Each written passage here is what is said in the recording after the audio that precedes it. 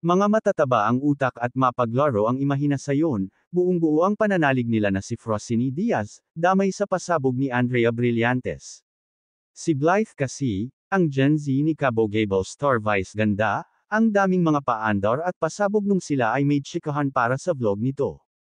Maliban sa pagiging babaeng bakla niya na pag nagmahal, kasi nga all mine to give ito at hindi marunong mag-compute, tumatak sa mga katkatere na minsan sa kanyang magandang buhay, kinomporonte niya ang isang babae na kinutubon siyang kinulolokohan ng isang ex na ham.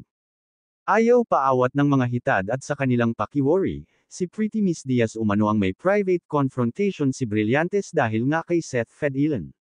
Hindi ba nga bumulaga nga na si Fedilan ang espesyal na panauhin ni Francine nung isang paghihiwalay ng taon, connect the dots na ang lahat.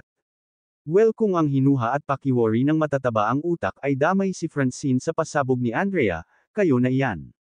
Nasa demokrasya naman tayo, go ahead at magpakasasa kayo sa pagkanega.